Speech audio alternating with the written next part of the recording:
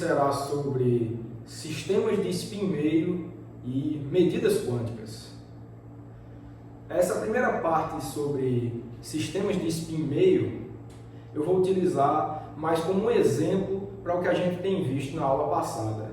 A gente desenvolveu a representação matricial de operadores, de QETs e de BRAS sem trabalhar com um exemplo específico. Então, como eu já falei em aulas anteriores, o exemplo do sistema de spin-meio é o mais simples que você pode encontrar na mecânica quântica, porque trata-se de um sistema de 2 níveis possíveis. Então, é um excelente exemplo para a gente aprender o formalismo que a gente vem apresentando para vocês. Então, vamos lá. Sistemas de spin-meio.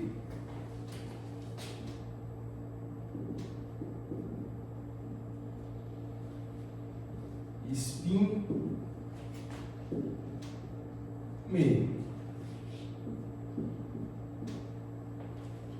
Então, primeira coisa que eu vou apresentar sobre a perspectiva dos sistemas de spin-meio é como representar o operador identidade. Na aula passada, a gente viu que o operador identidade ele era dado como somatório em A', certo? Onde esses A' deveriam ser os AutoCADs de algum observável do espaço de Hilbert que você está trabalhando. Então, só para lembrar, né? Então você tem esse observável A, cuja equação de autovalores é essa daqui. Então, a partir desses autoestados do operador A, você formula a expressão do operador de spin-meio e também, se você quiser, você pode descrever a forma do operador A com uma decomposição espectral, somatória em A'. Isso tudo a gente viu em aulas passadas. Geral, o operador A representa um observável genérico, mas agora eu quero aplicar isso para o caso dos sistemas de spin-meio. Então, para aplicar isso daí, obviamente a gente vai precisar de algum observável dos sistemas de spin-meio. O observável que a gente vai utilizar, fazendo o papel desse observável A, vai ser o observável de projeção de spin na direção Z. Se você lembrar na primeira aula, tem o Stern-Gerlach, o dispositivo de Stern-Gerlach, o experimento, e aquele experimento serviu para você medir a projeção de spin na direção Z dos átomos de prata ou dos elétrons individualmente. Se você quiser entender de uma forma ou de outra, não tem problema. Certo? Então, vai ser esse observável agora que vai fazer o papel desse observável genérico A. Então, vamos lá. Sendo SZ mais e menos, então você tem dois QETs aqui, os AutoQETs do operador SZ. Então, SZ é o observável, esse é o operador relacionado a ele, esse cara vai fazer o papel do A genérico aqui, e esses dois AutoQETs, que aqui tem mais e tem menos, vão fazer o papel dos possíveis A', dos AutoQETs A'. Então, sendo os AutoQETs do operador SZ, que vamos representar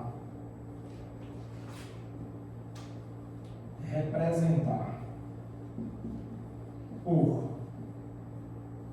mais e menos, então a gente vai utilizar tanto essa base, esses dois AutoQETs do operador SZ para representar a maioria das coisas, dos elementos, das estruturas para descrever a quântica de sistemas de spin-meio, que eu vou omitir esse SZ aqui, e sempre que vocês virem um QET mais ou um QET menos, vocês sabem que eles estão representando os AutoQETs do operador SZ para sistema de spin-meio. Ok, então temos temos que a identidade fica. Lembrando que a gente também chama isso de relação de completeza. Tá? Então, vai ser uma soma dos possíveis. A linha, então, vai ficar assim, ó. Mais e menos, e mais, mais, menos, menos. Isso vai ser o operador de identidade para um sistema de spin meio. Então, essa vai ser a nossa equação de número 1 de hoje. Certo? Além disso, utilizando aqui a decomposição espectral, a gente pode escrever a cara do operador SZ em termos dos seus AutoCADs. É só botar essa estrutura, somatório do alto valor vinculado a essa estrutura, cat bra, com os AutoCADs associados. Então, temos também, né,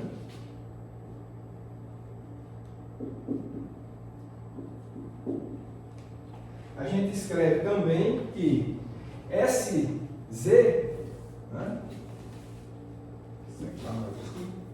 SZ, deixa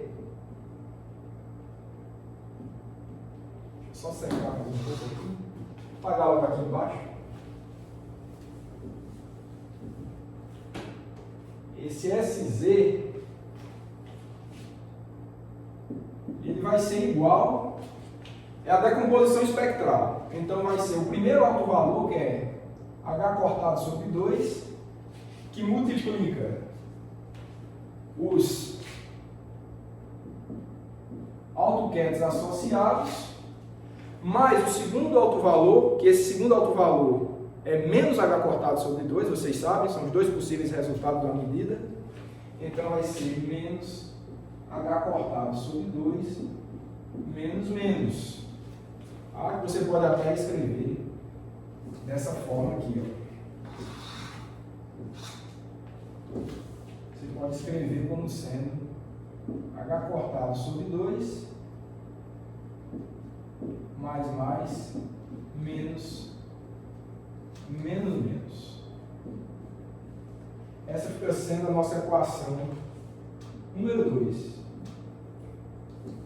Certo? Ok. De forma similar, a gente pode escrever a equação de autovalores para o operador SZ. Então, você vai ter SZ, operador SZ,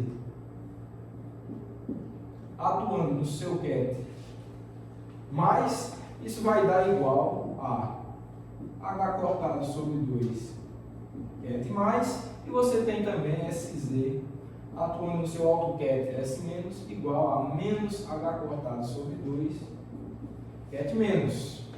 Então, essas podem ser as equações 3 e 4.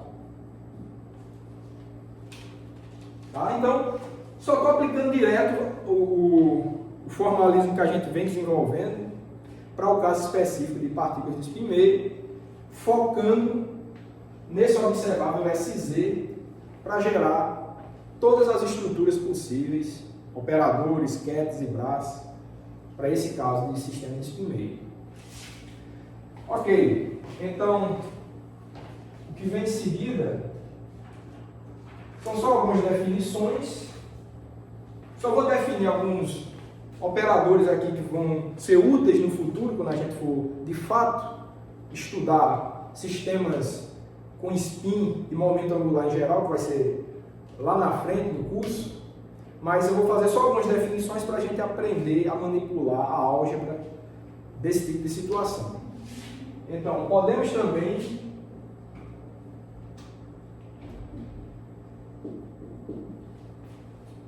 estudar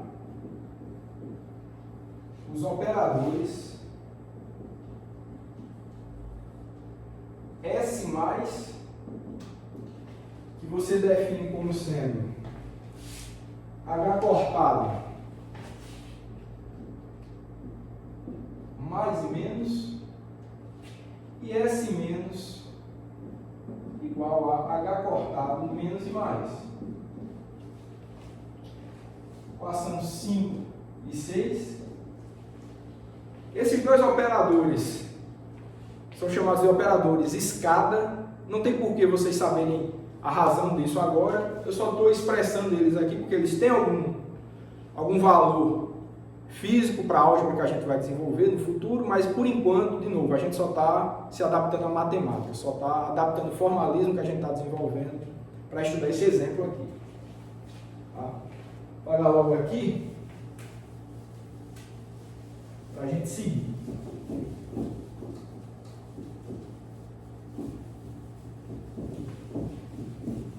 Bom, então vocês sabem que todos esses operadores, Bras e Quetes, a gente vai poder escrever matrizes associadas a eles, né?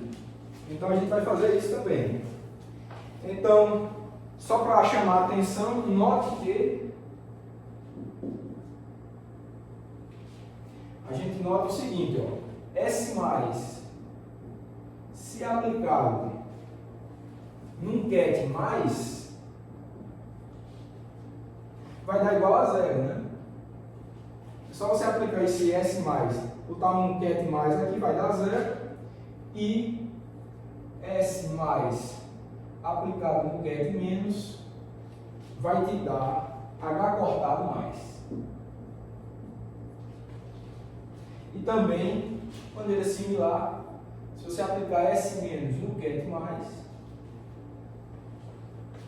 você vai obter H cortado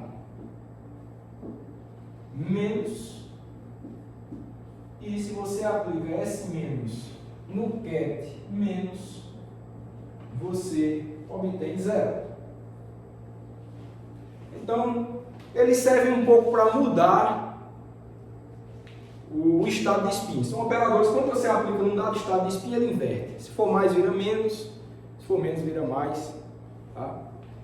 E no caso, se for um S+, se já for o próprio mais, dá o ket nulo. E mesma coisa para o operador S-. Então, de novo, são úteis no futuro, mas a gente só está trabalhando um pouco com a álgebra deles.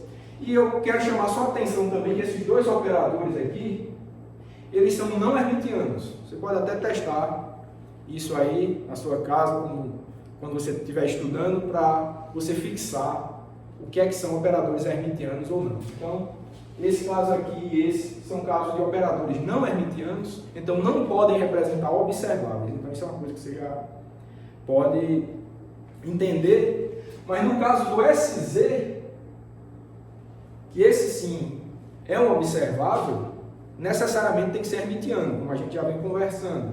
Então, teste também que esse operador aqui, ou a matriz vinculada a ele, é hermitiana.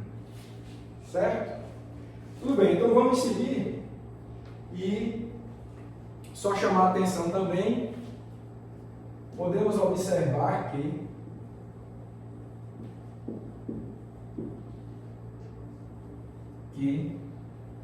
S mais e menos vai ser igual a SX mais e menos e SY. A gente ainda não definiu as matrizes de SX e SY, vamos fazer isso hoje, mas isso aí é verdade. Certo, então o que a gente vai fazer agora é fazer a representação matricial dessas estruturas que a gente está vendo. Para a gente fixar mais esse conteúdo. Então, as primeiras matrizes que a gente vai querer observar agora são as matrizes dos AutoCAD de SZ. Os CADs mais e menos, como é que eles ficam nas suas formas matriciais. Então, vamos ver isso agora. Então, no caso da representação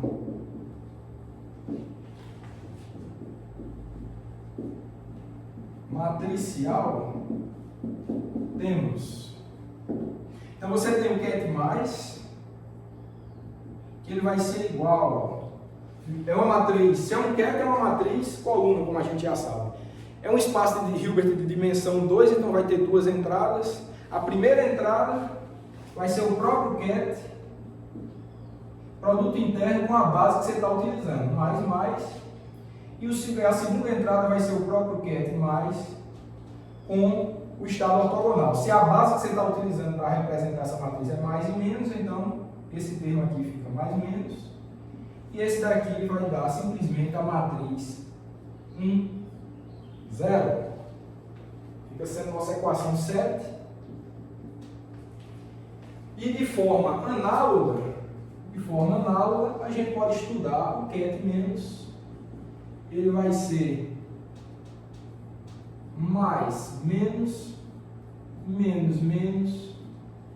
Então, você vai obter simplesmente 0 e 1. Equação 8. Então, essa matriz coluna representa o ket mais nessa base, mais e menos, e essa matriz coluna 0, 1 representa o ket menos, na mesma base. Ok? Então vamos continuar vendo as representações matriciais. Então, similarmente, temos agora o que a gente vai fazer é a representação matricial do operador SZ. Essa, vocês sabem que tem que dar uma matriz quadrada, pelo que a gente viu na aula anterior. Então, SZ é uma matriz de 4 entradas. Cada entrada, se vocês lembram, é dada com uma estrutura de produto interno desse tipo. Ó. A primeira vai ser mais, SZ mais. Essa estrutura aqui a gente chama geralmente de sanduíche. Então, quando eu falar sanduíche do operador SZ pelos kets mais, então vocês sabem que tem essa estrutura, certo?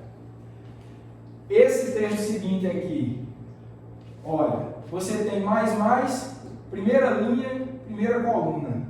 Quando você vem para cá, você mantém a linha e mudou a coluna. Então você mantém a linha, esse termo aqui tem a ver com a linha e esse com a coluna. Então, ó, mantém a linha, mudou a coluna. Certo? E aqui embaixo você mudou a linha, manteve a coluna. Então se você mudou a linha, aqui entra o ket menos, desculpa, o bra menos, SZ mais, porque manteve a coluna, e aqui você tem segunda linha, segunda coluna, e você constrói a sua matriz. Correto?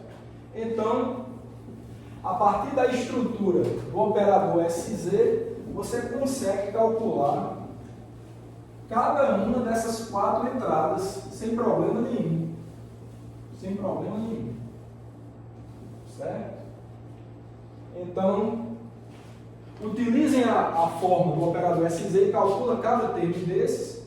Vocês vão ver que essa matriz vai dar H cortado sobre 2, que multiplica 1, 0, 0, menos 1.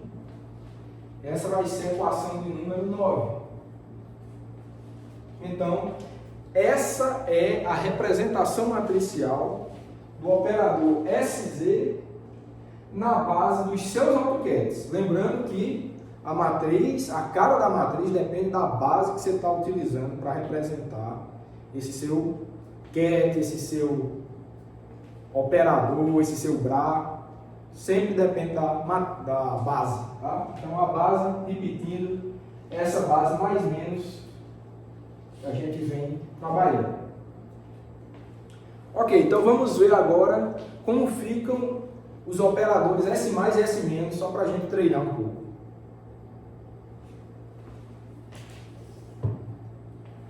Então, similarmente, aí vocês fazem a mesma estrutura, tá? Então, você vai ter que a matriz de S mais vai ser igual a H cortado 0, 1, 0, 0, testem aí, e a matriz do operador S menos vai ser igual a H cortado 0, 0, 0, 0, 1, 0.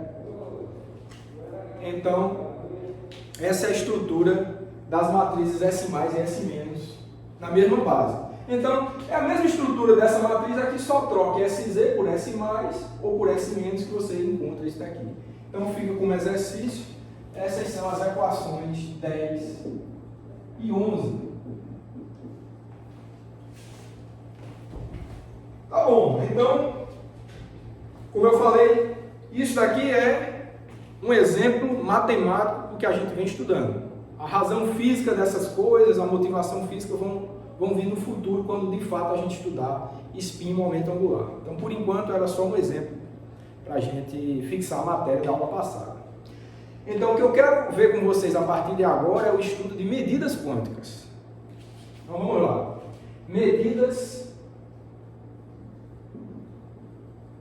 e observáveis.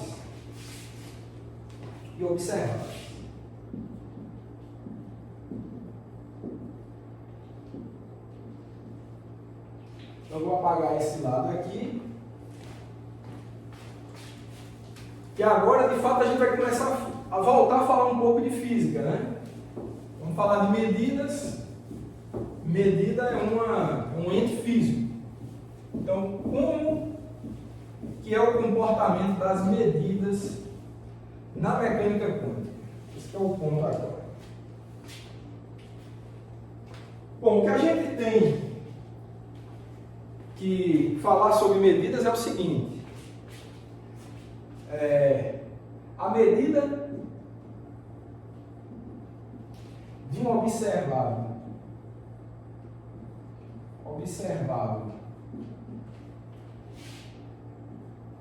A sempre lança, lança aqui entre aspas, né? Sempre leva o sistema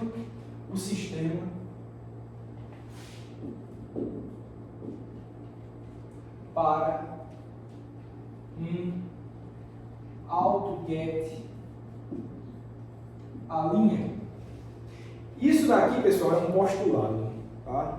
Aqui é um tipo da coisa que a gente não prova, a gente tem que aceitar isso daí, porque as medidas feitas sobre sistemas quânticos sempre fornecem esse resultado, o mundo jamais violou isso aqui sempre tem sido verdade, resistiu a todos os testes experimentais.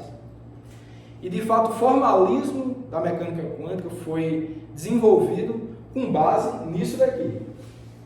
Então, isso representa um dos postulados da física quântica, postulado da medida.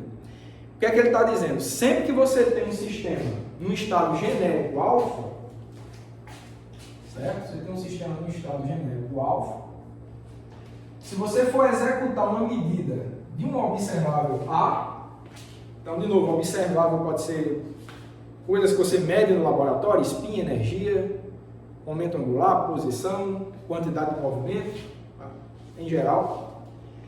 Então, o que esse postulado da medida está dizendo? Que o estado desse sistema, que era qualquer alfa, qualquer que seja ele, ao ser feita a medida, o estado vai ser lançado num dos possíveis AutoGets desse operador A, que aqui a gente está chamando, vem chamando de A', né? Então, ele vai ser lançado ou no A', ou no A duas linhas, certo? Se tiver dimensão n, então você tem n possibilidades até o AN. Então, necessariamente, o sistema vai sofrer essa transformação.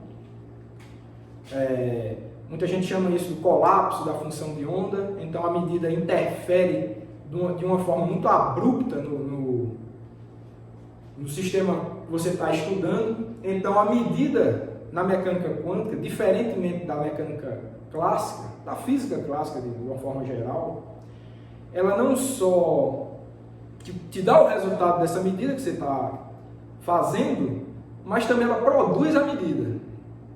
Então, o sistema, ele é alterado, em geral, ele é alterado por conta da medida. Em física clássica isso não é verdade. Por exemplo, eu tenho esse lápis aqui na minha mão, ele está sendo regido por leis clássicas, Então, medir a posição dele não altera a posição, por exemplo. Ele está aqui na minha mão, eu olho para ele, eu estou fazendo a medida. Mas eu não estou interferindo no estado dessa medida.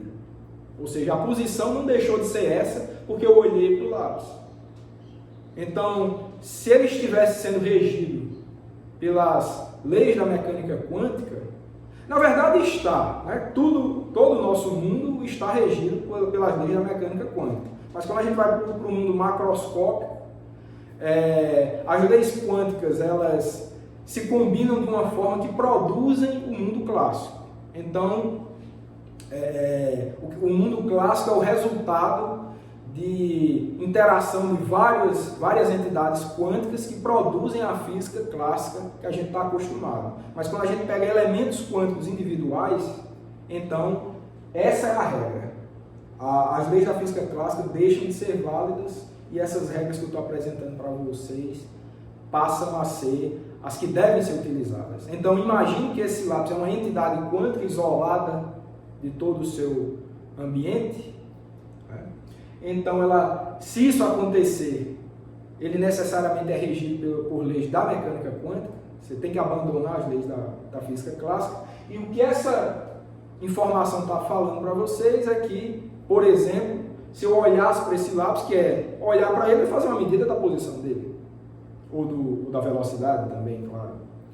Então, olhar para ele poderia interferir no próprio estado de posição ou de momento. Então, o fato de olhar para ele poderia jogar esse lápis em algum outro lugar, ou alterar a velocidade dele, se estava em repouso, poderia colocá-lo em movimento. Obviamente isso não acontece no mundo clássico, mas estranhamente no mundo quântico é isso que acontece.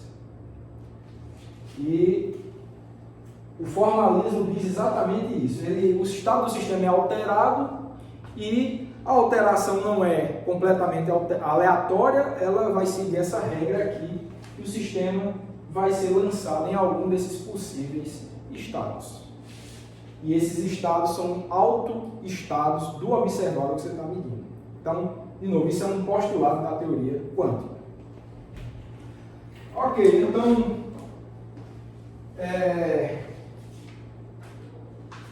o que o formalismo diz é o seguinte: sempre que você tem um sistema no estado alfa, e você vai fazer nele uma medida de um dado observável A, o interessante é que você expresse esse estado alfa com uma combinação linear desses AutoCADs do observável que você está medindo. Então, é interessante para que você entenda a medida que você faça essa manipulação matemática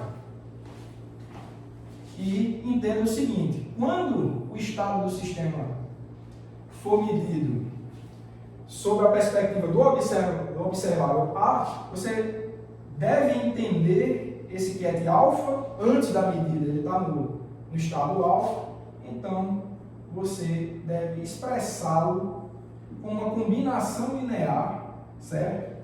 Desses QEDs, AutoCADs do observável A. Então você expressa dessa forma, que é igual a somatório de A', como a gente já tem visto, de A', alfa, certo? Esse aqui é o C', né? E esse aqui é o QED A'. Então, é útil que a gente o entenda dessa forma, tá? Então, sempre que for medir o estado A, é interessante entendê-lo como expresso, uma combinação linear desses AutoCADs de A, e como a gente já sabe, esses AutoCADs representam uma base, então não tem problema nenhum do ponto de vista matemático representá-lo assim, mas vai haver uma conveniência física, como a gente vai ver agora. Ok, então, em resumo, né, o que a medida vai fazer é, você tem o estado alfa inicialmente, se você realiza uma medida de A, ele vai ser lançado num dos possíveis estados A'. Esse A' não é esse aqui específico, não, é qualquer um desses. Tá? Então, em resumo, essa é a história. Eu vou chamar isso aqui de equação 12. para a gente seguir aqui.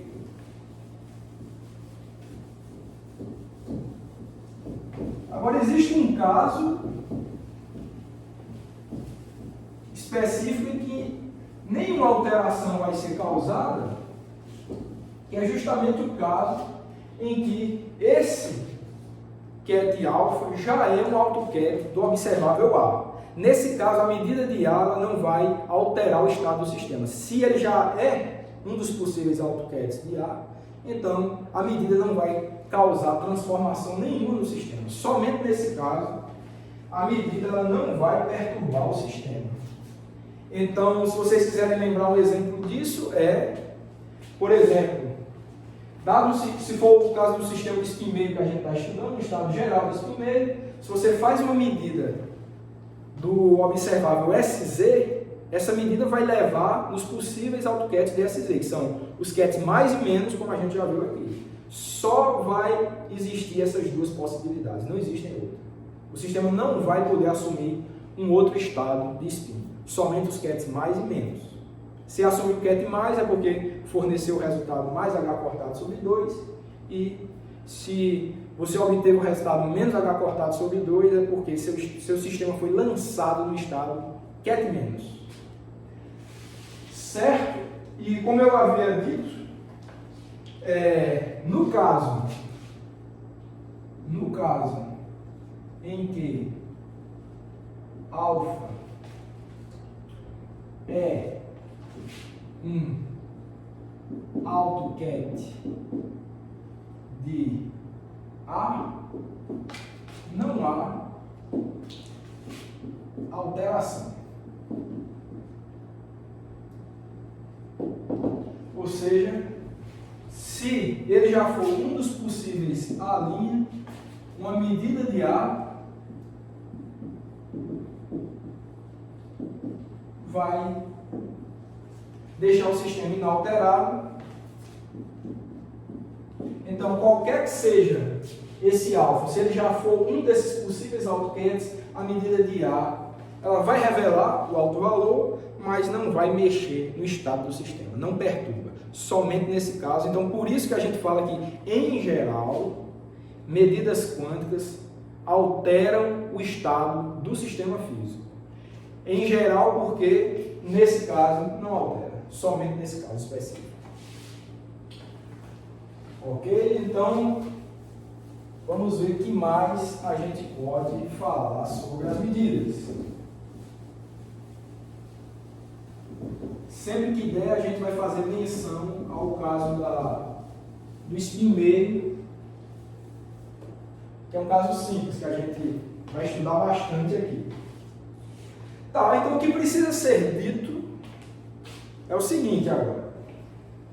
Tudo bem, então, está entendida essa parte. O sistema começou no estado genérico alfa, foi feita a medida de A.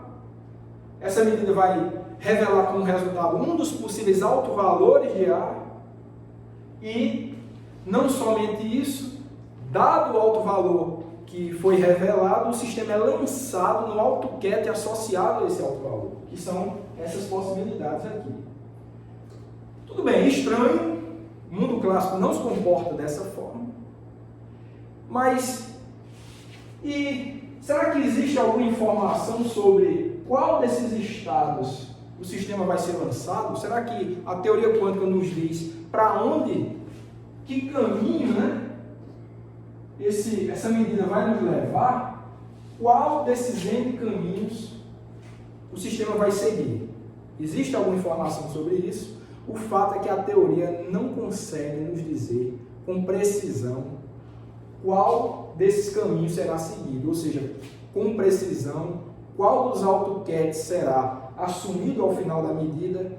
A teoria não tem essa capacidade de revelar. Mas a teoria nos dá alguma informação importante, que também esse caminho tomado não vai ser completamente aleatório.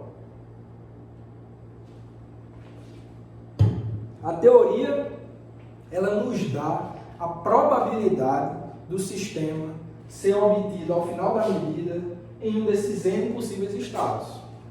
É tudo que a teoria pode nos falar. Então, probabilisticamente, você sabe para onde esse sistema vai. Qual dos N caminhos ele vai tomar aqui. Mas nada de determinismo. Você não vai ter certeza de nenhum desses resultados. Vou dizer também em geral, porque nesse caso aqui é o único caso que a gente sabe com 100% de certeza qual resultado vai obter é esse, né? Esse caso aqui, se o sistema já começou no AutoCAD de A, com 100% de certeza, ele vai finalizar no mesmo AutoCAD. Então, somente nessa situação a gente tem certeza de alguma coisa. Mas, no geral, a gente só tem uma probabilidade de obter um dos possíveis resultados. Esse que é o fato. Então, por isso que a gente diz que a teoria quântica ela é probabilística, ao contrário das teorias clássicas que são determinísticas. As teorias clássicas te dão resultados, entre aspas, com 100% de precisão. Por que entre aspas? Porque as teorias clássicas elas têm um limite de validade.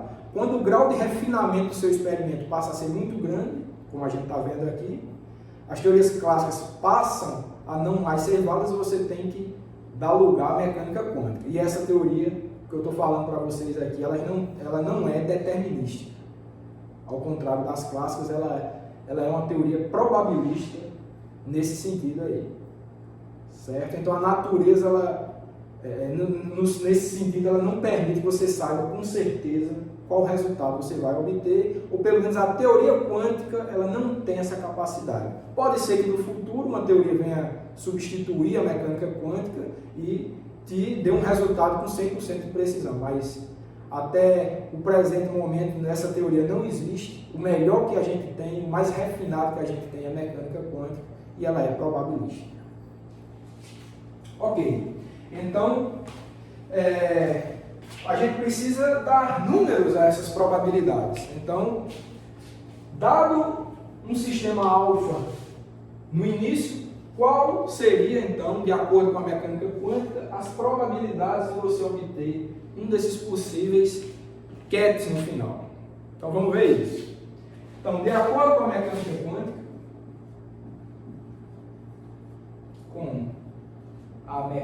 quântica,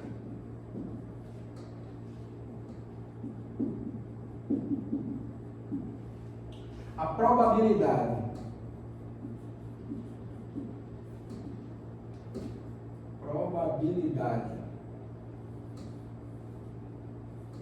de obtermos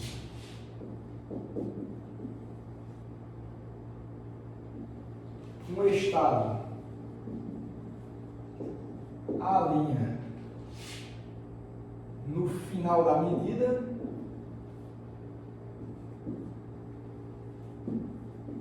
é P de A' igual a módulo produto interno de A' com alfa, módulo quadrado, equação 14.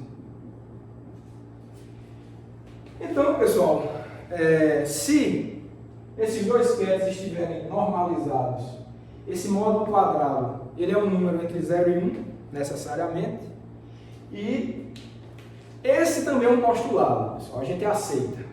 Essa é a chamada regra de Born. Max Born descobriu esse resultado, ganhou o prêmio Nobel por isso, e este resultado constitui também um dos postulados da teoria quântica.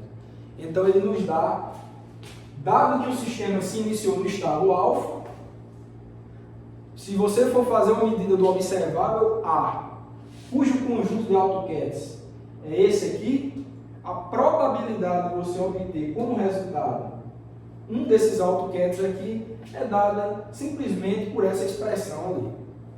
Esse módulo quadrado do produto interno entre o A', que você espera obter, com o estado alfa, que é o estado inicial do sistema.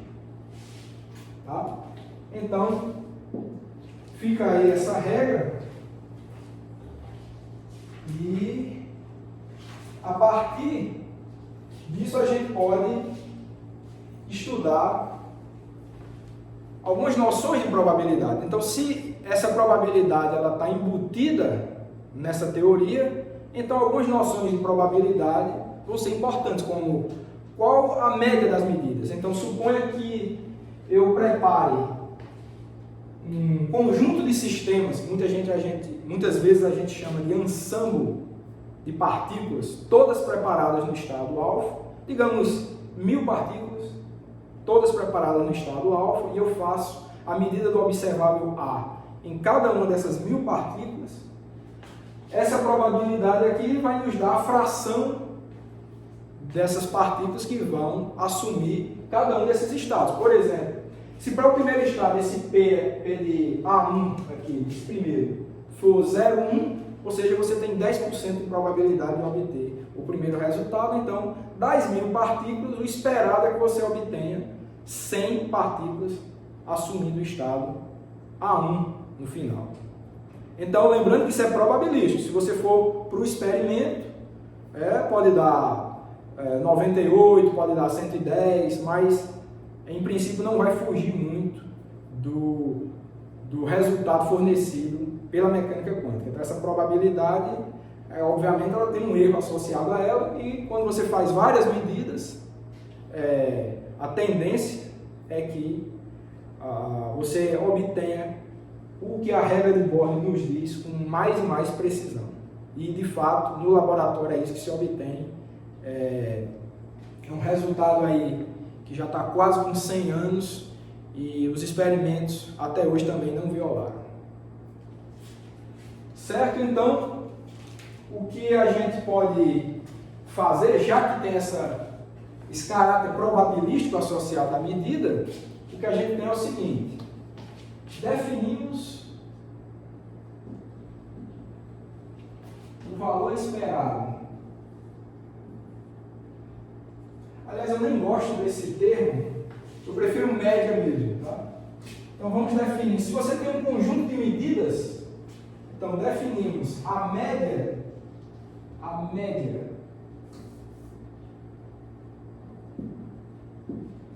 de A com a média de A, a gente vai representar assim, ó,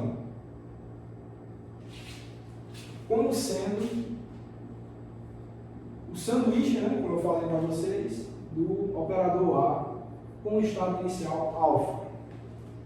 Essa daqui eu vou chamar de equação 15. E o que é isso? Por que média? Porque, de fato, se é uma regra probabilística, você no laboratório vai verificar a partir de um conjunto de medidas repetidas sobre a mesma situação. Então, se é essa situação que você está querendo estudar, se você está querendo estudar as probabilidades relacionadas com essa situação, então, de fato, você tem que preparar um conjunto de vários sistemas quânticos, todos nesse estado alfa inicial, vai executar sobre todos esses sistemas a medida do observável A, nesse caso, e vai ver qual a probabilidade de você obter esses N possíveis resultados. Então, se você ter esse conjunto inteiro de medidas, você vai ter como resultado das medidas os autovalores associados, né? Então aqui você teria como resultado da medida o autovalor A', aqui você teria o autovalor A2', por aí vai, e aqui, se você obtém isso aqui, então o autovalor é AN. Então, o que eu estou falando aqui de média de A é qual é a média de todos esses valores possíveis aqui. No caso, por exemplo, um sistema de spin meio, em que ele pode assumir os valores mais H cortado sobre 2 e menos H cortado sobre 2, a média tem que estar nesse intervalo de valores. Não pode dar um número maior que H cortado sobre 2 e nem um número menor que H cortado sobre 2.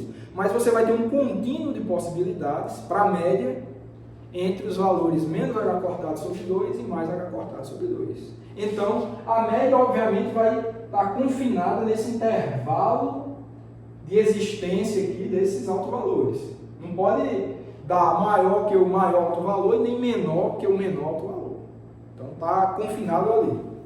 E O que eu estou dando como definição para vocês, eu vou mostrar que isso é verdade, vai fazer sentido já já, é que a média dessas medidas, que tem a ver com esses altos valores obtidos, vai ser igual a essa estrutura aqui, de sanduíche, como eu falei para vocês. Então, sanduíche do operador A com enquete inicial alfa. Tá? Então, vamos ver como isso faz sentido. Vamos ver como isso faz sentido.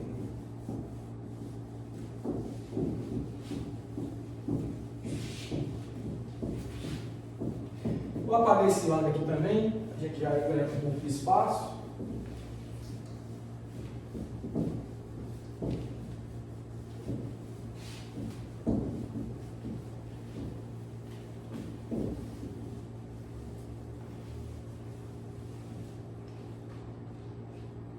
Então vamos lá.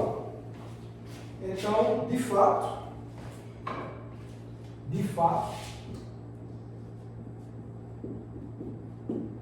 se você tem a média de A, ela vai ser igual a quê? Se eu tenho aquela expressão ali, eu vou botar duas identidades, uma aqui e outra aqui, a gente vai ver que isso vai fazer sentido no final. Ó, então vai ficar alfa, aliás, se a identidade, né, precisa de um somatório em A duas linhas, um somatório em A linha, certo? De alfa. Aí aqui a primeira identidade vai ser A duas linhas, A duas linhas.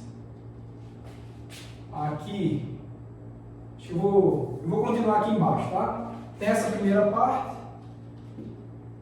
tem o BRA linha associado, tá? A duas linhas. Então isso aqui é a continuação da identidade, tá? Que você aplica no A. Então, ó, essa estrutura aqui, A duas linhas, A duas linhas, A duas linhas, foi uma identidade que a gente colocou aqui, e eu vou colocar outra desse lado, que tem a ver com a linha, então vai ficar assim, ó, a linha, e você termina botando o alfa aqui. Certo?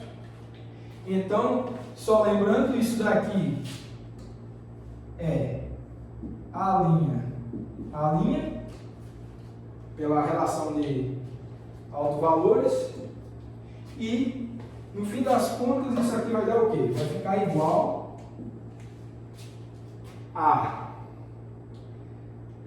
vou botar esse A' para fora, então vai ficar assim, ó, somatório em A duas linhas, somatório em A', esse A' eu vou botar ele aqui, vai sobrar aqui, ó, vou fazer mais rápido agora, você vai ter um produto interno entre A duas linhas e A', vocês sabem que eles são ortogonais entre si, então o resultado disso tudo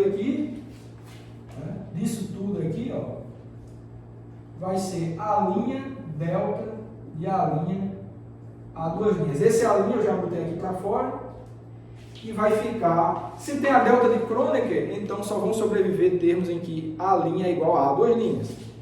Então vai ficar assim, ó. A gente vai ficar com alfa, se era A duas linhas vai ficar igual a A'. O que vai restar daqui é o número 1 por causa da delta de Kronecker. Esse cara vai sobreviver, vai ficar assim, ó, A', alfa. E se você observar, esse número aqui é o complexo conjugado desse pelas regras de produto interno. E se é um número vezes o complexo conjugado, pela teoria de números complexos, é o módulo quadrado desse número complexo. Então, no fim das contas, o que você tem aqui, média de A, né, vai ser igual. Opa, eu acho que eu tenho que apagar um dos somatórios, né? Por causa da delta de Kronecker, eu vou apagar o somatório em A'. Eu disse que só iriam sobreviver termos em que A' fosse igual a duas linhas, então não preciso desse primeiro somatório aqui. Então fica só assim mesmo. Tá? Então ficou essa estrutura simples. Então vai ficar somatório em A', módulo de A' alfa, módulo quadrado. E eu acho que está fazendo sentido, porque se vocês olharem para essa expressão aqui, que eu vou chamar de 16, ela tem cara de média ponderada, né? Então, de fato, é uma média. Por quê? Ó, é a média tomada sobre todos os valores possíveis do observável A, com peso probabilístico, dado exatamente pela regra de Born. Aqui, ó, módulo quadrado de A' alfa. Então, você associa um peso probabilístico a cada um dos valores. Se você faz isso, isso aqui é uma média ponderada, que é uma média, não deixa de ser. Então, faz todo sentido, físico também, de acordo com a regra de Born. Então, graças à regra de Born ter essa estrutura, a média você pode definir simplesmente como a equação número 15, que vai te dar resultados satisfatórios para o que se faz no laboratório, no experimento. Então, de fato, a média das suas medidas vão fornecer um número, enquanto mais medidas você fizer, muito próximo desse valor aqui, certo? E, de fato, é um número, né, que é fornecido por esse produto interno. Ok, então vamos em frente. E o que a gente pode definir também sobre medidas é o que é uma medida projetiva agora. Então, neste contexto,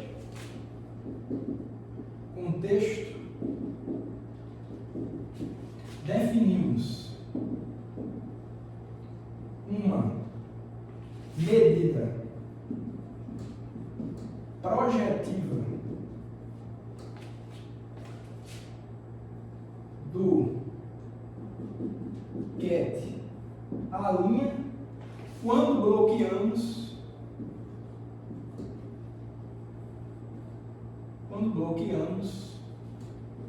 todos os outros GETs possíveis. Então, quando você faz isso experimentalmente, você diz que você realizou uma medida projetiva. Certo? Então, vamos ver isso agora.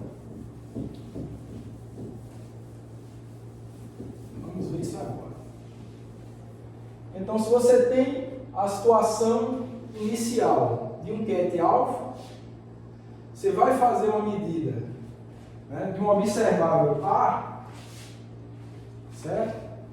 Pode ser um Stern-Gerlach, se você quiser. Então, vou botar assim, ó, medida de A.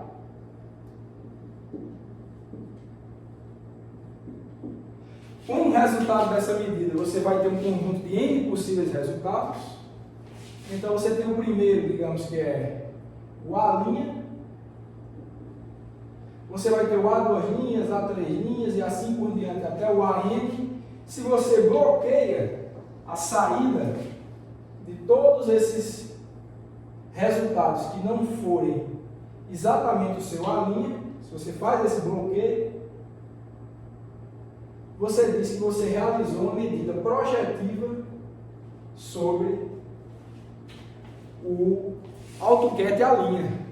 Tá? Então, em termos matemáticos, que a gente diz que quando você tem esse estado alfa e você faz uma medida com essa estrutura aqui, bloqueando, a gente já falou isso anteriormente quando falou de experimentos de Stern-Gerlach em sequência. Se vocês lembrarem lá na primeira aula, então deixava passar um feixe, bloqueava o segundo. Então o que a gente estava fazendo ali é o que a gente está chamando agora de uma medida projetiva. Você exclui todos os AutoCADs, exceto um. Então você realmente fez uma projeção desse que você deixou passar, que você não bloqueou. Então, matematicamente,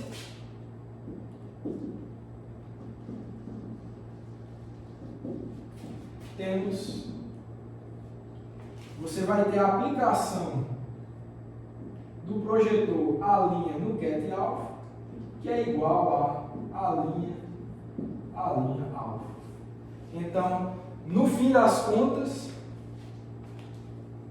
nessa estrutura aqui de medida projetiva, o que você faz do ponto de vista matemático, do ponto de vista de formalismo de mecânica quântica, é aplicar um projetor no estado alfa inicial e no fim você vai ter esse estado aqui, ó, um número vezes o ket A', que é justamente o ket de saída, tá? Esse número aqui é um número que não necessariamente vai ser 1, obviamente. Então, essa medida projetiva ela tem uma característica de não preservar a normalização do vetor. Eu não vou entrar em muito detalhe agora, mas isso tem a ver com o fato de você ter uma certa quantidade de partículas, digamos, no início, e pelo fato de você ter feito esse bloqueio, você vai ter uma redução nesse número de partículas necessariamente. Então, o formalismo te dá o fato dele não preservar essa regra de normalização para o caso específico dessa medida projetiva. Mas, por hora, não precisa entrar em mais detalhes, eu só queria especificar como é que você faz uma projeção nesse tipo de sistema. No caso das partículas de spin meio, é um Stern-Gerlach. Você, em geral, vai ter dois feixes, up e down. Se você bloquear, por exemplo, o feixe down, é porque você, nesse contexto, está executando uma medida projetiva sobre o ket mais o ket up. Certo? Então, para a teoria de medidas, por hora eu quero ficar por aqui. E a partir de agora eu quero voltar a falar sobre sistemas de spin meio para a gente continuar o estudo que a gente está fazendo. Agora, já aproveitando essa noção de medidas que a gente está estudando aqui, a gente vai, digamos, revisitar o que a gente tem visto sobre sistemas de spin meio. Certo? Então, vamos lá. Então, revisitando sistemas de spin meio. Spin meio.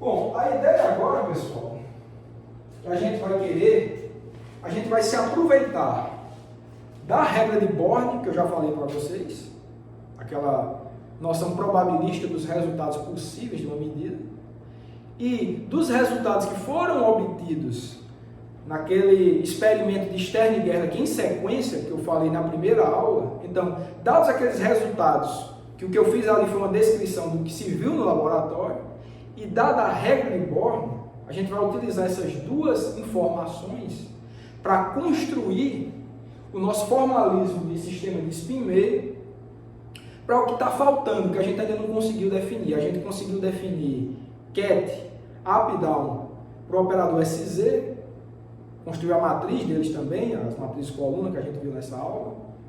A gente construiu o operador SZ, mas existem outras direções importantes, né? Aliás, qualquer direção de medida é importante, mas o que a gente vai querer fazer agora é baseado nessas informações, a gente vai querer construir o operador do observável SX, ou seja,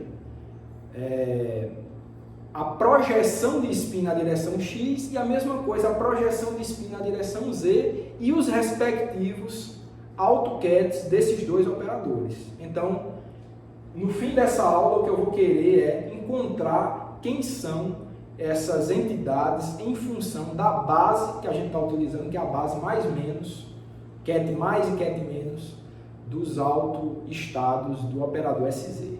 Tudo em função deles. Então, vamos fazer isso agora. Tá, então,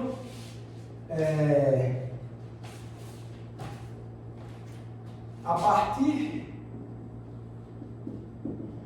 de resultados experimentais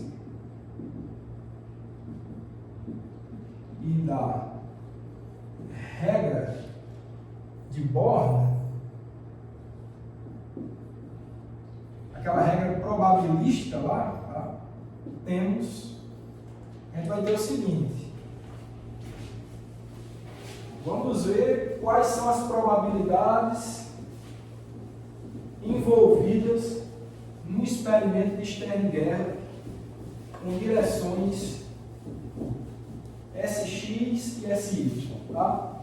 Então, de acordo com os experimentos, Quando você, por exemplo, se você vem com um feixe polarizado na direção SX+, o que é isso? Tem um forno lá do experimento Stern-Gerlach, você passa por um dispositivo Stern-Gerlach na direção SX. Então vai ter o SX up e o SX down. Você bloqueia o SX down e fica só com o SX up. Então essas partículas elas estão no estado SX+. Se você passa essas partículas agora por um dispositivo Stern-Gerlach na direção SY, o que o experimento te dá como resultado, tá? Não estou prevendo nada, isso você encontra no laboratório, são feixes com igual intensidade de ser SY+ e SY-. Ou seja, a probabilidade de, entrando um estado up em SX, você medir na direção Y, é que você vai ter metade das partículas, ou seja, 50% delas up em Y e 50% up, down em Y. E mesma coisa se você, ao contrário, no início tivesse bloqueado os feixes up em X e deixasse passar o feixe down em X e submetesse esse feixe a um dispositivo Stern-Gerlach em SY de novo, a mesma coisa seria obtida. Metade seria up em Y e a outra metade down em Y, ou seja, 50% de probabilidade para cada um desses resultados. Então, em termos da regra de Born, que é a regra probabilística que a gente escreveu aqui, o que a gente tem é o seguinte: o módulo quadrado, né? Se você escrever um estado SX+ no início, qual é a probabilidade de obter SY mais e menos? Se for o módulo quadrado disso daqui, que é a probabilidade, tá? Isso daí teria que dar o valor 50%, ou seja, 1/2, né? Teria que dar o valor 50%, ou seja, 1/2. Se é 1/2, a raiz disso daqui, desse número tem que ser igual a 1/2. Então, isso daqui tem que dar igual, quando você tira o quadrado, tem que dar a 1 sobre raiz de 2, tá? Que é a raiz de 1/2. E isso daqui também, por acaso, pelo que a gente está comentando, se você calcular a probabilidade da SY+ e SY- com um feixe entrando SX-, isso é o que o experimento te diz, o módulo disso é igual a 1 sobre raiz de 2, do mesmo jeito. Tá? Se fosse o quadrado, de novo, o experimento te diz que é 50%, seria 1/2, se fossem quadrados aqui. Mas como eu estou tirando o quadrado, você obtém isso daí. Ok, então note o seguinte, ó, que esses números aqui,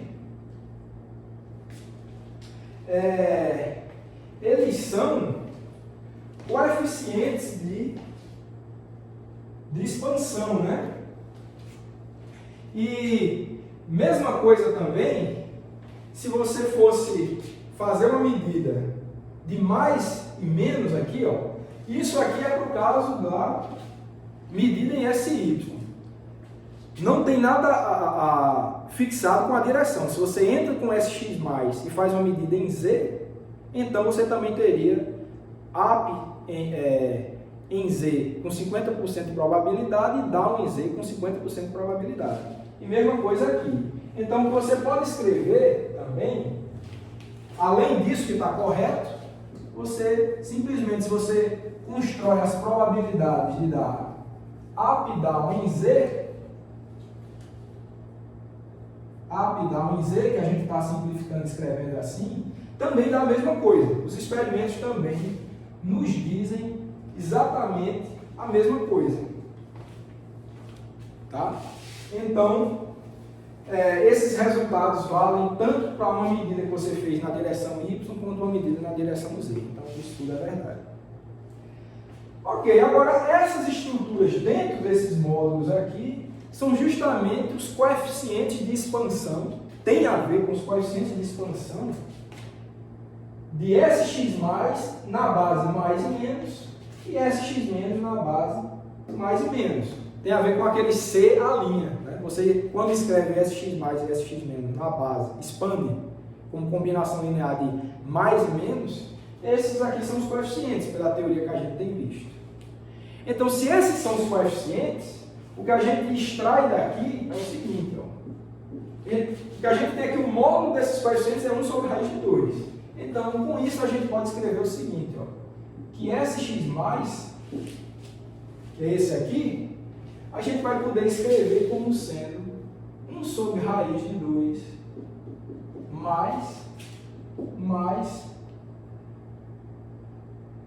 eu vou botar aqui um número complexo, E de ΔI sobre raiz de 2 menos. O que é isso, né?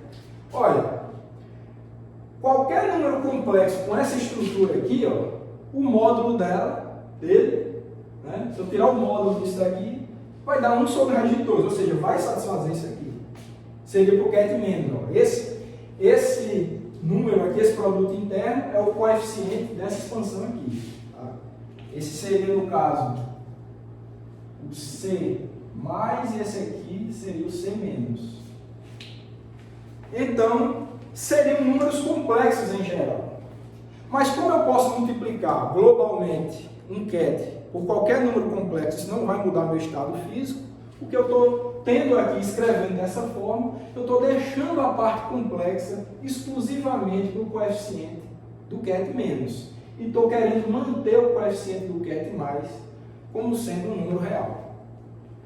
Tá? E da mesma forma, escrevendo dessa forma, eu vou estar satisfazendo a essa primeira situação aqui, sem problema nenhum. Certo?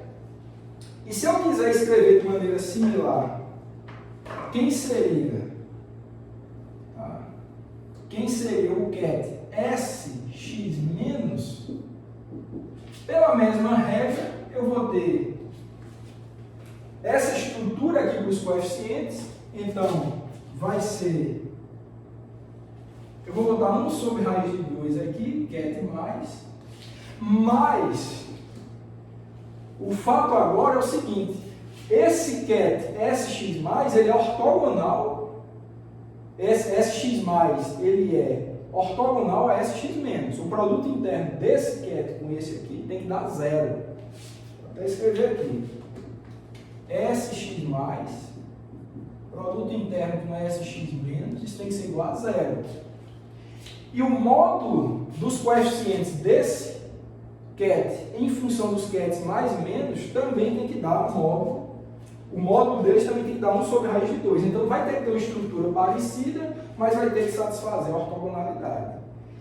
Com isso a gente infere que esse ket vai ter essa estrutura aqui, ó, menos ΔI sobre raiz de 2 menos.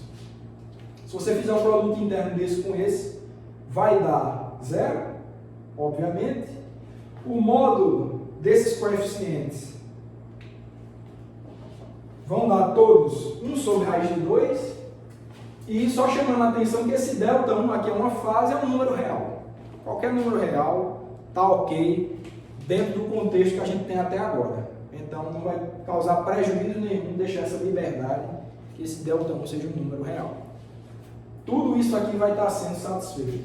Você escrevendo essas duas equações, você satisfaz isso para esse, satisfaz essa para esse daqui, e entre si você satisfaz a ortogonalidade. Tudo isso é que o experimento te diz. Você tem que satisfazer o que o experimento te fala. Então a teoria quântica ela foi desenvolvida realmente dessa forma. O experimento te dava informação e você começa a montar o seu formalismo com base nas informações que o experimento te deu. Então é isso que a gente está fazendo aqui. E mais uma vez, esse aqui é o coeficiente. Esse aqui é o coeficiente C+, né, linha. Esse aqui é o C menos linha. Tá? Tudo bem, então, mais uma vez chamar a atenção para o fato de que eu reservei a parte real do coeficiente para o coeficiente do termo do ket mais, e o ket menos eu reservei tudo que for complexo para esse coeficiente do ket menos, da expansão similar ao que a gente fez aqui. Então, essas duas equações aí, essa vai ser a 18, aqui, essa aqui vai ser a 19, e essa daqui vai ser a equação 20. satisfazendo tudo que a gente tem desenvolvido de formalismo e também os dados fornecidos no experimento. Lembrando que estamos tratando de uma situação específica de sistemas de spin-wave, onde estão sendo realizadas medidas de projeção de spin. Certo? Então, dados esses cats, SX mais e SX menos, a gente pode, a partir deles, construir quem são os operadores vinculados, né? No caso, um operador só, que é o operador SX, em que esses dois são AutoCats desse operador. E só para adiantar a informação, a gente depois vai determinar quem é esse delta, tá? Esse delta 1 aqui, a gente vai chegar nele ainda quem é, para deixar esse estado mais específico possível. Então, para o cat SX, para o operador SX+, temos, então, a partir de 19 e 20, temos. Então, a gente vai construir o operador SX, em que esses dois são AutoCats dele, mas esse daqui, se é o AP, então ele vai ter autovalor associado H cortado sobre 2. Então, ó, vou fazer a decomposição espectral do SX+. Então, ó, do SX, né? Então, você vai ter cat SX+, SX+. Tá? Então, essa é a decomposição espectral do operador SX. Menos, que agora é o alto valor menos H cortado sobre 2, multiplicando o cat down em X. Então vai ficar com essa estrutura aí. E o que eu vou querer fazer agora é, dada essa estrutura, eu vou querer expressá-la na base que a gente está querendo estudar, que é essa base up, down em Z, tá? Esses são os cats up, down em Z, e esses são os cats up, down em X. Eu vou querer expressar isso daqui nos AutoCats que a gente está utilizando, como base para tudo, que é os cats mais e menos. Vamos fazer isso agora? Então a gente tem isso aqui, ó. A decomposição espectral é essa. Então isso daqui a gente vai poder escrever como sendo, ó, H cortado sobre 2. SX+, quem é SX+? 1 sobre raiz de 2, que multiplica, ó, SX aqui, ó, mais exponencial de I delta 1, menos, e agora o BRA SX+, vamos fazer ele agora, 1 sobre raiz de 2, vai ficar BRA mais, ó, como é o BRA, se esse número é complexo, então eu vou ter que tirar o complexo conjugado dele, né? Então vai ficar exponencial de menos I delta 1, BRA menos, fechou. A primeira parte está construída, agora menos a outra parte agora. A parte relacionada com SX menos.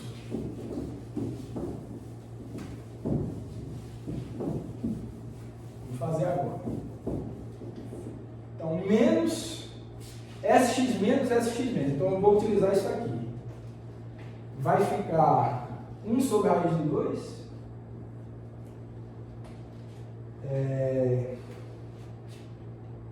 Que multiplica SX menos, vai ficar mais esse aqui, tá?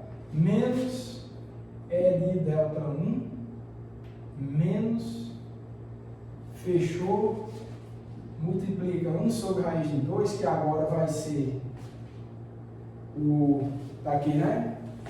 O BRA SX menos, que vai ser mais, menos complexo conjugado, vai ser menos I delta 1, menos. E aqui fechou esse quociente, porque o H cortado sobre 2 está multiplicando todo mundo. Tá, então vamos fazer essa conta, que vai dar o seguinte, ó. Eu vou ter aqui 1 sobre raiz de 2 vezes 1 sobre raiz de 2, né? Então vai ficar assim. H cortado sobre 2. Vamos ter um termo, 1 meio, mais. Acompanha aí comigo, tá? Vamos ter um termo, esse vezes esse, tá? Mais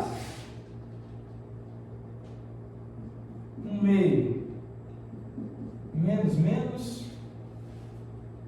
tudo ali, tá? Estou fazendo aquele lado de lá. Mais 1 meio de exponencial e delta 1 menos mais. E mais um último termo, exponencial de menos i delta 1 mais menos. E segue. Agora falta esse trecho daqui, né? Isso daqui foi aquela parte lá. Vamos desenvolver esse outro trecho.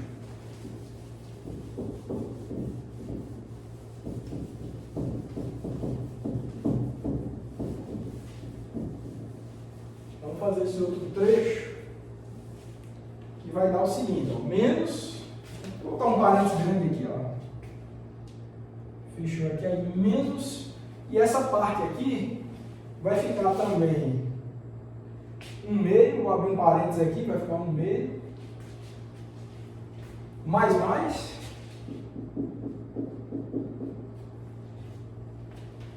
menos, né? Mais, né? Menos, 1 meio também. Aí aqui vai ficar, esse com esse aqui, vai ficar menos exponencial, menos i delta 1 sobre 2, mais menos, e menos, esse com esse agora, vai ficar exponencial de i delta 1 menos mais. Fechou aqui o parênteses. E vai fechar também o cocheiro. Então, o que é que vai dar isso daí? Vamos fazer essa subtração, tá? Ó, então eu tenho 1 meio, mais, tem 1 meio, mais aqui também, vai cortar. Então eu vou cortar esse termo com esse. Mesma coisa esse termo aqui, 1 meio de menos, corta com esse. E isso daqui vai ficar igual ao seguinte. Você vai ter menos mais, menos, o menos dá mais, esse termo que dá igual. Eu esqueci de 1 meio aqui, né?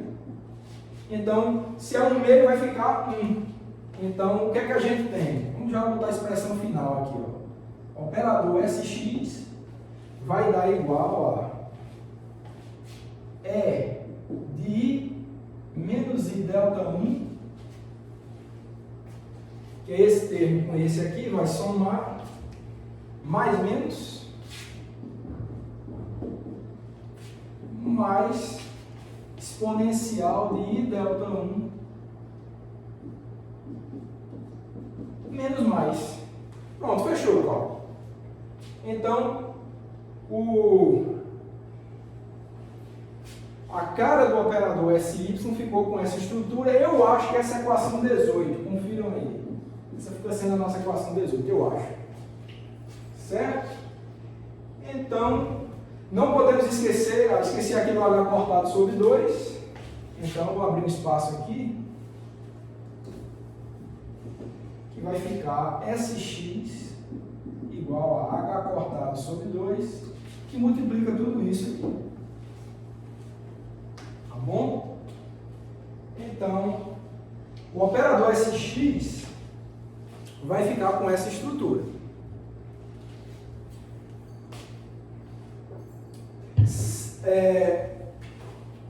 Uma coisa similar, pessoal, por questões de simetria, o operador SY e os AutoCADs SY mais e SY menos vão ter a mesma estrutura.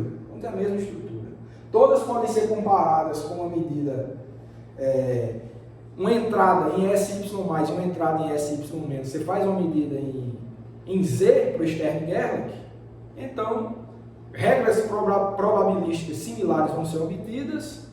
Obviamente, SY mais e SY menos vão ser diferentes de SX mais e SX menos, mas vão ter uma cara parecida. Tá?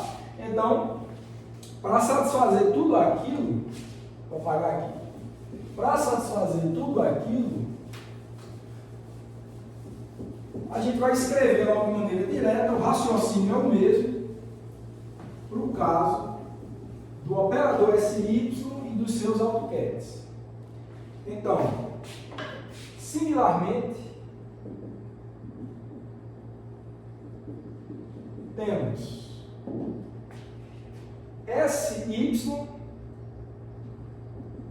mais vai ser igual a 1 sobre raiz de 2 AP, né? Vou botar no meio também, 1 sobre raiz de 2 mais exponencial de I delta 2 menos sobre raiz de 2 e SY menos, que é ortogonal a ele, vai ter essa estrutura parecida com SY menos. Eu só estou mudando a fase aqui. Sobre raiz de 2, que é menos. Pronto, então, ó, similar ao caso dos CADs SX mais e SX menos, por razão de simetria, o SY mais e o SY menos vão ter a mesma estrutura, porque as regras probabilísticas são as mesmas. Entrar com SY mais no Stern-Gerlach em Z vai dar 50% do mesmo jeito. Entrar com SY menos, 50% do mesmo jeito. Eles têm que ser ortogonais entre si. Então segue a mesma regra de construção do SX mais e do SX menos, mas obviamente SY mais e SY menos não são os mesmos SX mais e SX menos. E essa diferença, o único lugar para identificar essa diferença seria através dessa fase aqui, que lá no caso do SX era esse delta 1, agora eu estou botando um delta 2. E a gente vai querer agora, o próximo passo é identificar quem é delta 1 e delta 2.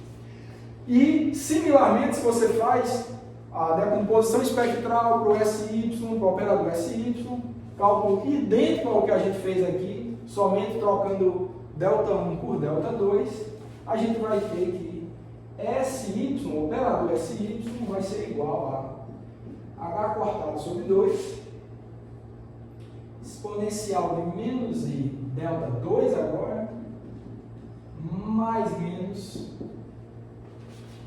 mais exponencial de I delta 2 menos mais, fechou aqui, e essas equações aqui eu vou chamar todas elas de 19, tá? Não tem problema, todas elas aí vão ser equações 19, certo? Então, de maneira similar, os elementos relacionados com o observável SY ficam com essa estrutura. Bom, então, como eu falei para vocês, o que está faltando agora, para diferenciar de fato, de maneira inequívoca, os elementos de SX e os elementos de SY, é identificar quem são essas fases delta 1 e delta 2. Para isso, de novo, tem que recorrer ao experimento. Não tem jeito. Então, o que é que precisa ser feito agora? Então é isso. Ó. Então, do experimento, né? Experimentalmente,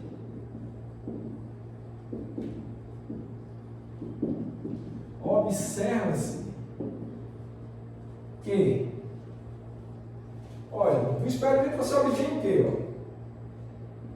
SY mais menos SX mais isso daqui é igual a SY mais menos. Isso aqui eu já havia até comentado com vocês. SY mais menos SX mais.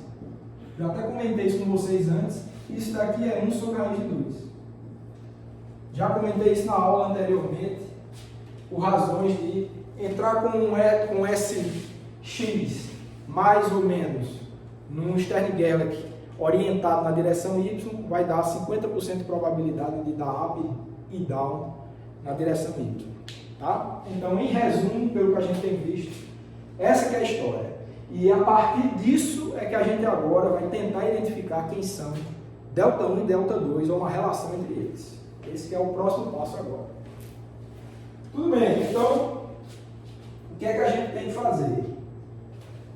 Vamos lá. Então, daqui, eu vou apagar logo aqui, tá? Vou apagar logo aqui, para a gente desenvolver esse cálculo.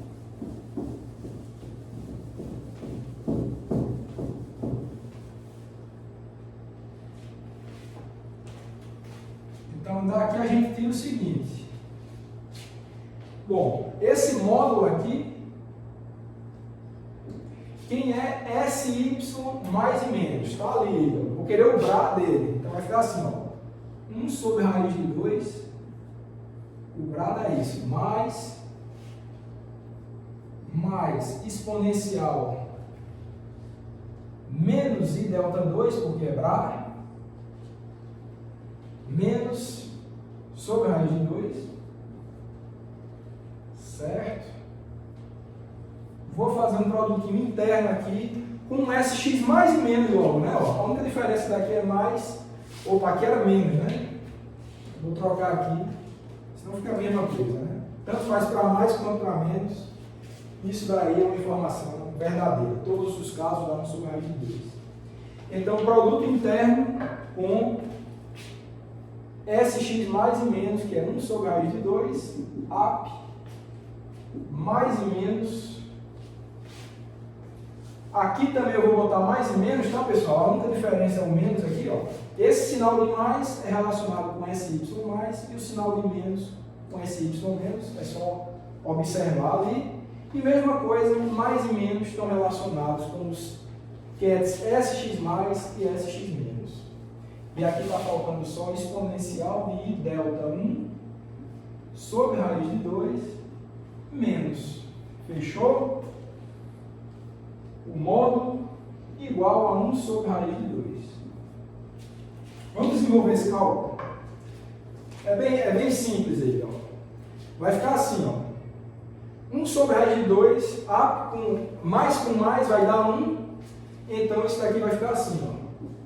Todos os termos vai ter 1 meio na frente. Então vou tirar esse 1 meio do módulo. A com A vai dar 1. Esse termo down, com esse termo down aqui, tanto faz ser mais com mais e menos com menos, vai dar mais, né? Então vai dar mais 1, né? Certo? E que mais? Aliás, desculpa, esses termos são diferentes, né? Esses deltas são diferentes, então vai ficar assim, ó. Exponencial. Olha, esse termo vezes esse aqui, ó. Menos com menos dá 1, mas você precisa notar que essas fases são distintas, né? Essas fases são distintas e você precisa considerar o caso de mais com menos e menos com mais. Então você vai ter isso daqui, ó, mais e menos. Porque mais com mais dá mais com menos dá menos. Então você tem essas duas possibilidades. E quando você fizer o produto, você vai ter um exponencial de I ΔI menos ΔI. Fechou o módulo igual a 1 sobre a raiz de 2. Certo? Então você fica com essa cara. Tá? Então o mais geral que você pode fazer desse produto interno aqui é isso. Tá? Só fica essa liberdade do sinal aqui. Ok, então isso daqui implica, né? Isso vai implicar o seguinte: Se você multiplica esse 2 ali, vai ficar módulo de 1 mais ou menos exponencial de ΔI menos ΔI2, fechou o módulo igual a raiz de 2, certo? Esse módulo aqui, ó, se eu botar ele ao quadrado, ó, isso aqui é verdade, se eu botar isso aqui ao quadrado, eu vou tirar a raiz aqui, vai ficar igual a 2, né? Vai ficar igual a 2. E um número complexo, módulo quadrado dele é igual a ele vezes o complexo conjugado dele. Então isso aqui vai ficar assim, ó. Esse número 1 mais ou menos exponencial de I ΔI menos ΔI2 multiplica pelo complexo conjugado, vai ser 1 mais ou menos exponencial de menos I ΔI menos ΔI2, tá? Isso daqui vai ser igual a 2. E agora vamos seguir com esse cálculo para a gente tentar achar finalmente essa relação entre ΔI e ΔI2. Então vai dar o seguinte. Isso daqui a gente encontra, ó, vai dar 1, certo? Esse termo vezes esse termo vai dar 1 também, né? E os termos cruzados vão dar assim, ó. Só vai ter mais agora, né? Porque mais e menos vezes mais e menos vai dar mais. Então você vai ficar... esse foi esse termo aqui. E os cruzados vão dar mais ou menos exponencial de I ΔI menos ΔI2 mais ou menos exponencial de menos I ΔI menos ΔI2. Isso tudo vai ser igual a 2.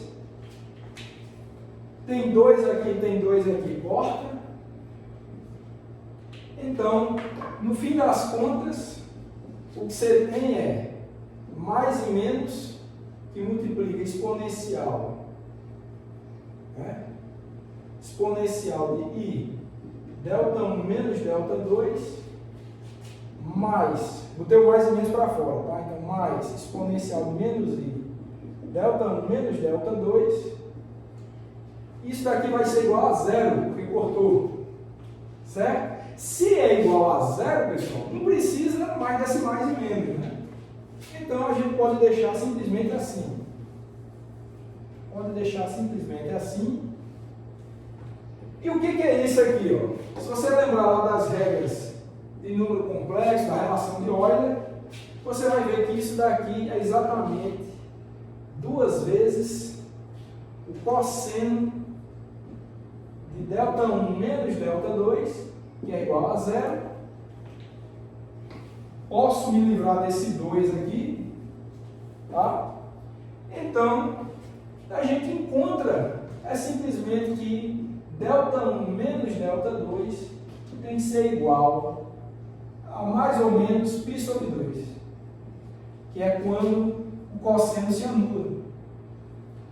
Então, dado esse resultado experimental que a gente obtém ali, o que ele nos obriga é que ΔI menos ΔI2, a diferença entre eles dois seja de π sobre 2. Só isso.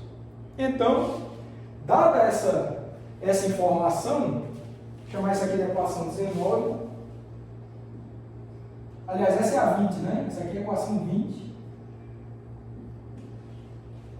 A gente vai poder escrever agora, sem precisar mais dessa fase, quem são os AutoCADs de SX e SY, e também quem são os operadores SX e SY.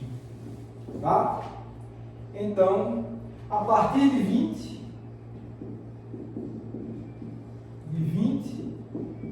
temos, a gente tem o seguinte, ó, que SX mais e menos, vai ficar dado por 1 sobre raiz de 2, mais ou menos 1 sobre raiz de 2 menos. Por quê? O que é que eu estou fazendo aqui implicitamente? Eu tenho essa liberdade, né, de amarrar quem é ΔI e ΔI, contanto que eles tenham uma diferença de π sobre 2. Então eu posso, se eu quiser, assumir ΔI como sendo 0 e ΔI como sendo π sobre 2. Não tem problema nenhum. Tá? Mas fazendo isso é conveniente, porque aqui eu tinha um termo exponencial de I, ΔI. Quando eu faço ΔI igual a 0, fica somente o número 1. Então eu fico com SX mais e SX menos com coeficientes reais. Então, se eu tenho essa liberdade, é interessante.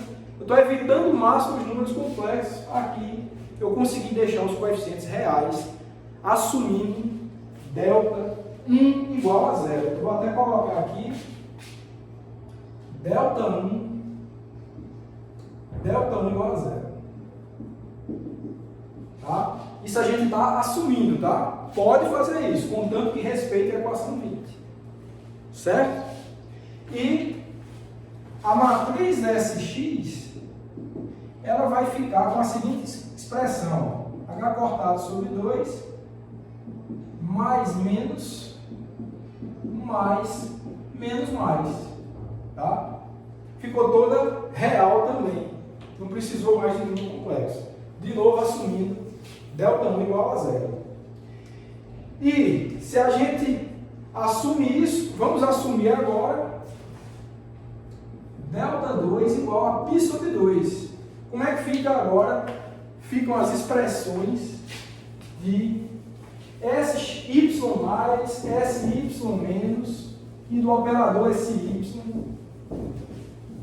com essa especificação agora. Como é que fica? Então, se a gente assume ΔI igual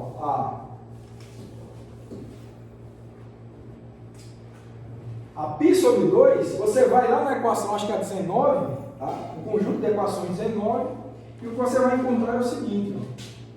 Você vai encontrar que SY mais e menos vão ficar com a seguinte expressão: 1 sobre raiz de 2, já tinha isso, né?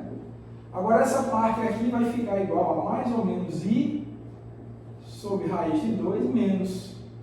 Tá?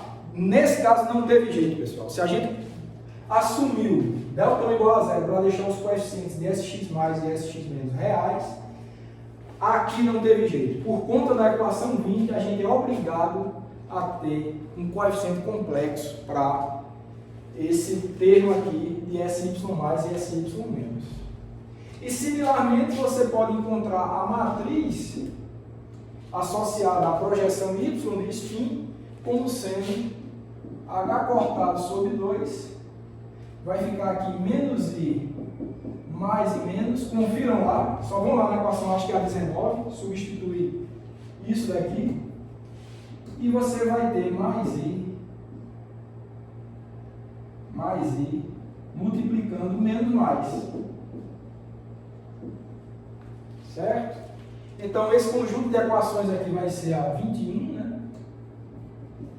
E esse conjunto de equações aqui, 3, né? 3 equações, 22. Então, aqui também, ó, entradas complexas na matriz SY. Pessoal, esse exemplo é importante pelo seguinte: aqui a gente está vendo a necessidade dos números complexos na mecânica quântica. Não teve jeito, então eu acho que esse é um exemplo simples, mas que de forma inequívoca mostra que a gente precisa de uma álgebra linear com coeficientes complexos. Não era possível escrever todos esses estados sem precisar dos números complexos. A gente fez isso com SY mais, com SY menos, fez de tudo para manter SX mais e SX menos com entradas complexas, coeficientes e entradas para a matriz, mas quando a gente vai tratar de SY, não teve jeito. Então a necessidade dos números complexos está expressa de forma inequívoca nesse exemplo que a gente deu aqui. Certo? Bom, para fechar a aula, eu só vou comentar algumas relações entre esses resultados que a gente encontrou aqui, que eu vou deixar para vocês fazerem um exercício em casa, tá? Então, vocês vão encontrar, né, como resultado o seguinte, ó, as matrizes de spin, só resumindo, né? Matrizes de spin vão ficar assim, ó, SX, todas representadas nos AutoCADs de SZ, tá? No CAT mais e no CAT menos, nessa representação. Então, SX, ela vai ficar com essa cara aqui, ó, H cortado sobre 2, 0, 1, 1, 0. Façam esse exercício aí, bem simples. SY, H cortado sobre 2, 0, menos I, 0. SZ a gente já tinha visto, H cortado sobre 2, 1, 0, 0, menos 1. Então, essas são as matrizes de projeção de spin, todas representadas em termos dos AutoCADs de SZ. Tá?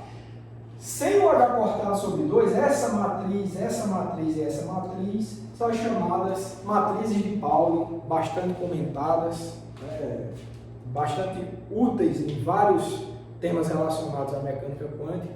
Então, por hora, eu só vou adiantar a terminologia. Então, as matrizes, especificamente, sem esses coeficientes H cortados sobre 2, essas três são chamadas matrizes de Pauling. Certo? Então, equação 23. Eu só vou apresentar algumas propriedades delas que vocês vão testar em casa, tá? Então, vamos lá.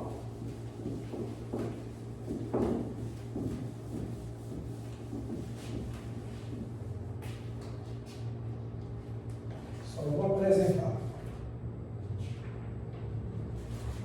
Então, é possível mostrar que o chamado comutador, vou dizer o que é isso em um minuto, SI, SJ, vai ser igual a I delta de JK, H cortado SK, certo? E um chamado anticomutador de SI com SJ vai ser igual a 1 meio de H cortado ao quadrado delta de crônica de J, certo? Onde essa expressão aqui a gente chama de comutador de operador SI com operador SJ. Então, no geral, um comutador de um operador A com um operador B é dado por A vezes B menos B vezes A. Tá? E o anticomutador de um operador qualquer A, um outro operador qualquer B, tá? Só muda essa aqui é coxinha, essa aqui é chaves. Então, vai ser AB mais BA. Então, dadas essas expressões aqui para as matrizes de spin, eu quero que vocês façam um teste de um comutador, ou seja, multiplica uma por outra menos a segunda vezes a primeira. Eu quero que vocês encontrem isso daqui. Lembrando que esse daqui é o tensor Levi-Civita, tá? Quem não tiver lembrado, dá uma olhada aí o que é isso. É um tensor que pode assumir valores 0, 1 e menos 1, a depender de quem são esses IJK. Lembrando que nesse caso aqui, IJK são os valores, os índices X, Y e Z. Tá? Então, eles podem ser quaisquer, tá? X, Y e Z. Aqui também faz o cálculo do anticomutador. Esse aqui é o delta de Kronecker, que a gente já comentou sobre eles. Certo? Então, façam como exercício isso daí. E vou deixar também como exercício, bem simples, para vocês calcularem a cara do operador S quadrado, o quadrado do spin, né? A gente está falando das projeções de spin, mas a gente tem também o spin ao quadrado, que por definição é Sx ao quadrado mais Sy ao quadrado mais Sz ao quadrado. Eu quero que vocês calculem isso com base nessas matrizes aqui e mostrem que isso vai dar igual a 3/4 de H cortado ao quadrado vezes a matriz de identidade. Certo? Mostrem isso. E já que S quadrado é dado em função da identidade, eu quero que vocês mostrem também, é bem simples, que S quadrado, com o mutador desse S quadrado com qualquer uma das matrizes de projeção de spin, vai dar zero. Então, ao efetuar esse cálculo entre S quadrado e qualquer uma